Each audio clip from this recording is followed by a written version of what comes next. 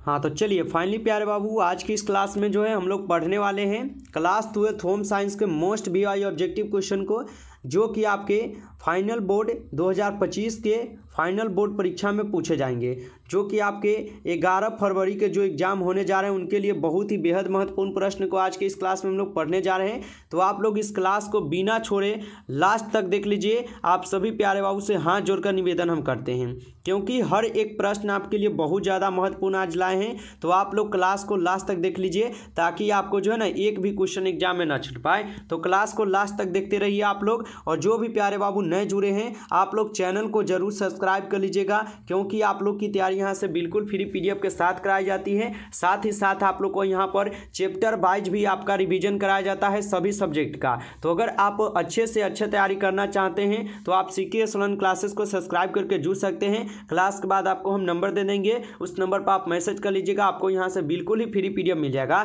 तो आप चैनल को सब्सक्राइब करके जरूर जुड़े रहिएगा, ठीक है बाबू। चलिए क्लास को स्टार्ट करते हैं। साथ ही साथ आप क्लास को लाइक भी कर लीजिए, और नए हैं तो चैनल को भी सब्सक्राइब कर लीजिएगा। चलिए तो आज का पहला नंबर प्रश्न पढ़िए। आज का पहला नंबर प्रश्न आपके सामने है कि शरीर में मुख्यतः अंतःस्रावी ग्रंथियां की संख्या है। बताइए शरीर में मुख्यतः अंतःस्रावी ग्रंथियों की संख्या कितनी होती है। ठीक है, 6, 7, 8 या 10 होती है। आप लोग यहाँ पर पहले नंबर क्वेश्चन का आंसर जो है कमेंट बॉक्स में लगाइएगा, ठीक है। चलिए तो यहाँ पर पहले नंबर क्वेश्चन का आप लोग यहाँ पर C लगाइएगा, 8 होते हैं, ठीक है। चलिए अगला क्वेश्चन पढ़िएगा। 2 वर्ष से 6 वर्ष तक की आयु को कहते हैं। बताइएगा आप लोग 2 वर्ष से 6 वर्ष तक की आयु को हम लोग क्या कहते हैं। तो आप लोग क्या लगाइएगा, 2 वर्ष से 6 वर्ष तक की आयु को हम लोग बाल्यावस्था बोलते हैं, ठीक है। ऑप्शन यहाँ पर बी जो है आप लोग का सही जवाब है। अगला क्वेश्चन पढ़िए। ICDS का कार्य करती है। बताइए ICDS जो है ना किस पर कार्य करती है, ठीक है। तो आप लोग बताइएगा ICDS जो है यह किसके लिए कार्य करते हैं। ये करते हैं बच्चों और महिलाओं के लिए, इसलिए ऑप्शन डी होगा सही जवाब यहाँ पर। अगला क्वेश्चन पढ़िएगा। अगला क्वेश्चन क्या है, अगला क्वेश्चन है डिप्थीरिया रोग के जीवाणु शरीर में पहुंचकर किस अंग में पनपते हैं। तो यह सबसे पहले पहुंचते हैं आपके अंग में, और यह आपके गला में पहुंचते हैं, ठीक है। अगला क्वेश्चन पढ़िए। शुक्राणु और अंडाणु के मिलन को कहते हैं। जब शुक्राणु और अंडाणु जब एक साथ मिलते हैं तो उनको हम लोग क्या बोलते हैं, उनको हम लोग बोलते हैं निषेचन, ठीक है। निषेचन बोलते हैं। ऑप्शन डी यहाँ पर सही जवाब हो जाएंगे, ठीक है। चलिए अगला क्वेश्चन है बालवाड़ी कितने वर्ष तक की आयु के बच्चों की आवश्यकताओं को पूरा करती है। बताइए बालवाड़ी जो है कितने वर्ष तक की आयु के बच्चों की आवश्यकताओं को पूरा करती है। तो यह करते हैं आपके 6 वर्ष के बच्चों की। ऑप्शन सी होगा यहाँ पर सही जवाब। चलिए अगला क्वेश्चन पढ़िए कि बच्चों के शरीर में होने वाले विकास में प्रभाव रहता है। बताइए बच्चों के शरीर में होने वाले विकास में प्रभाव रहता है किसका, ठीक है। 7 नंबर क्वेश्चन का आप लोग जो है आंसर लगाइएगा कि बच्चों के शरीर में होने वाले विकास में प्रभाव रहता है। तो क्या रहता है, उस समय रहता है वंशानुक्रम और वातावरण का, ठीक है, दोनों का होता है, इसलिए ऑप्शन सी होगा सही जवाब। अगला क्वेश्चन पढ़िए। इनमें से कौन आहार संरक्षण विधि है। बताइए 4 ऑप्शन सामने दिए गए हैं, और बताइए इनमें कौन है जो आहार संरक्षण विधि हो जाएगा, ठीक है। चलिए तो आप लोग क्या लगाइएगा, आप लोग डी लगा दीजिएगा, सभी हो जाएंगे यहाँ पर। अगला क्वेश्चन पढ़िए आप लोग। अगला क्वेश्चन है कि जैम जेली बनाने में आहार संरक्षण की विधि, ठीक है, आहार संरक्षण की किस विधि का प्रयोग होता है। बताइए जैम जेली बनाने में आहार संरक्षण की किस विधि का प्रयोग होता है। 9 नंबर क्वेश्चन का आप लोग सही जवाब लगा दीजिएगा, रासायनिक पदार्थों द्वारा। ऑप्शन डी यहाँ पर आप लोग का सही जवाब हो जाएगा। चलिए अगला क्वेश्चन है ध्वनि प्रदूषण से होता है। बताइएगा आप लोग ध्वनि प्रदूषण से होता है। तो ध्वनि प्रदूषण से क्या क्या होता है, आपको पता ही होगा कि क्या होता है। तो ध्वनि प्रदूषण से हमें जो है ना सुनने की समस्या सबसे ज़्यादा होता है, इसलिए ऑप्शन डी यहाँ पर सही जवाब है। अगला क्वेश्चन है बाजार का राजा कहलाता है। बता दीजिए बाजार का जो राजा होता है वह क्या कहलाता है, ठीक है। तो बाजार का राजा विक्रेता भी कहलाता है, साथ ही साथ निर्माता भी कहलाता है, ये दोनों हो जाएगा, ठीक ना। चलिए अगला क्वेश्चन मौद्रिक आय होती है। बताइए मौद्रिक आय जो होती है, बताइएगा, ठीक है। चलिए मौद्रिक आय जो है ना होती है, ठीक है। 12 नंबर क्वेश्चन का ऑप्शन ए लगाइएगा, वेतन एवं पेंशन हो जाता है, ऑप्शन ए होगा सही जवाब। अगला क्वेश्चन है एक मार्ग किन पदार्थों की गुणवत्ता एवं शुद्धता तय करता है। बताइए, एक मार्ग जो है किन पदार्थों की गुणवत्ता एवं शुद्धता जो है ना तय करता है, तो यह करते हैं क्या, यह करते हैं कृषि पदार्थ को, ऑप्शन सी होगा सही जवाब इस क्वेश्चन का। ठीक है, चलिए अगला क्वेश्चन है, इनमें से कौन सी सूती वस्त्र की विशेषता है, आप लोग लगा दीजिए 14 नंबर क्वेश्चन का आंसर। ठीक है, चलिए बताइए इनमें कौन सी सूती वस्त्र की विशेषता हो जाएंगे, आप लोग लगा दीजिएगा टिकाऊपन और आरामदायक और क्या है शीतलता प्रदान करना, ये सभी होता है, इसलिए ऑप्शन डी होगा यहाँ पर भी सही जवाब। अगला क्वेश्चन पढ़िए कि पौधों का निम्नलिखित में से कौन सा भाग खाने योग्य है। बताइए यहाँ पर पौधों का कौन सा निम्नलिखित में से भाग है जो खाने योग्य होता है। ठीक है, चलिए तो बीज और फूल ये दोनों होता है। ठीक है, यहाँ पर सभी हो जाएगा। चलिए अगला क्वेश्चन आप लोग पढ़िए कि वॉशिंग मशीन का क्या काम होता है।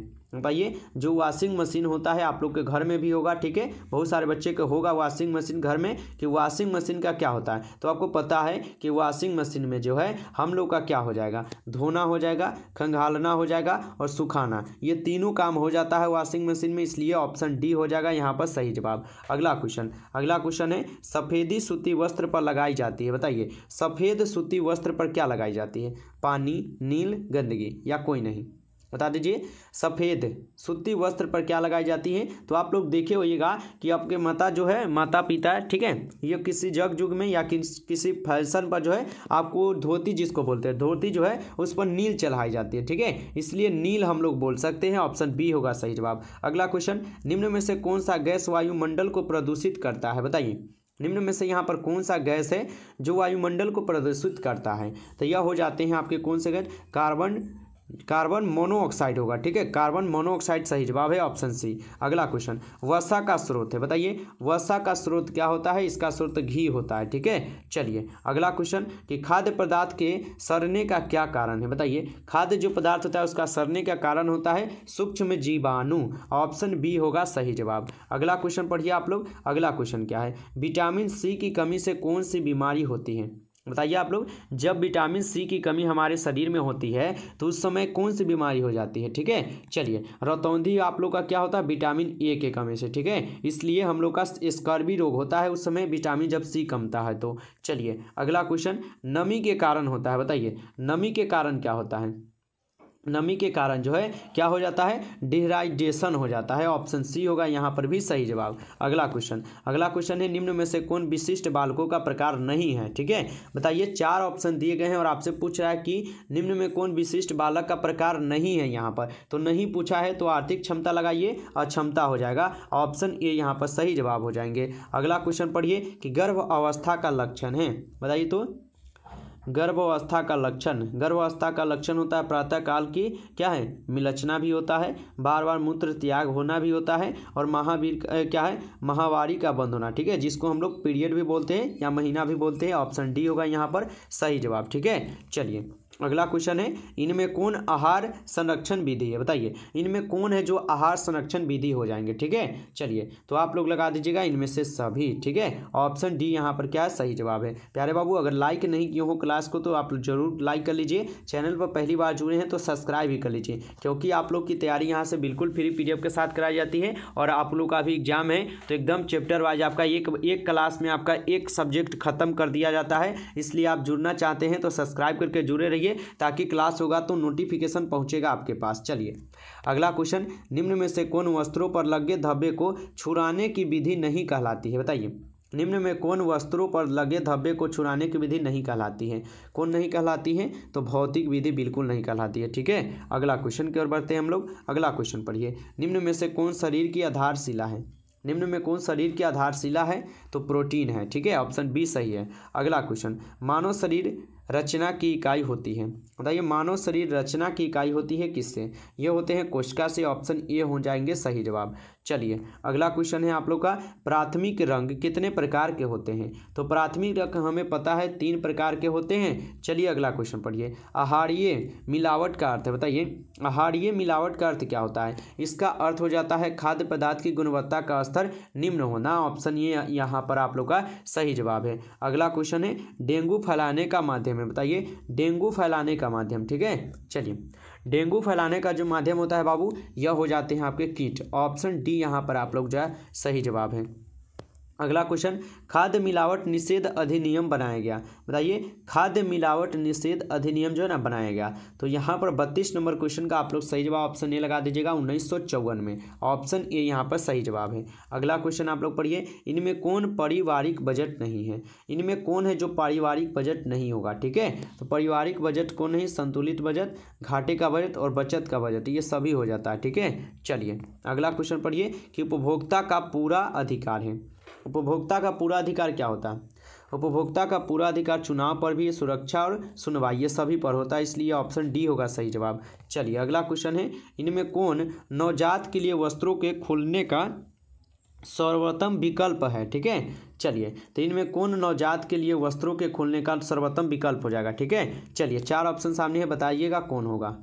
35 नंबर क्वेश्चन का आप लोग सही जवाब ऑप्शन नहीं लगाइएगा, आगे से खोलना, यानी जो भी बच्चा है उनका जो कपड़ा होता है यानी वस्त्र होता है उनको आगे से खोलना चाहिए ताकि कोई भी दिक्कत ना हो बाबू को। ठीक है, यानी बच्चा को कोई भी दिक्कत ना हो पाए। ठीक है बाबू, चलिए तो आज की इस क्लास में हम लोग कुल 35 क्वेश्चन को पढ़कर कंप्लीट किए और ये सभी क्वेश्चन इंपॉर्टेंट क्वेश्चन थे आपके बोर्ड परीक्षा के लिए। यदि आपको ये क्लास अच्छा लगा हो तो जरूर लाइक कर दीजिएगा। चैनल पर पहली बार जुड़े हैं तो आप सब्सक्राइब बिल्कुल कर लीजिएगा। ठीक है, सब्सक्राइब में कोई कमी नहीं, सब्सक्राइब किए रहिएगा तभी आने वाले क्लास में जो है आप जुड़ पाइएगा और अपनी तैयारी यहाँ से फिर से कर सकते हैं, इसलिए चैनल को आप सब्सक्राइब जरूर कर लीजिएगा। ठीक है बाबू, चलिए फिर मिलते हैं नेक्स्ट क्लास में, तब तक के लिए आप लोग मन लगाकर पढ़ाई कीजिए। सभी प्यारे बाबू को बेस्ट ऑफ लक, अपना ध्यान रखिए और अच्छे से तैयारी करते रहिए। चलिए।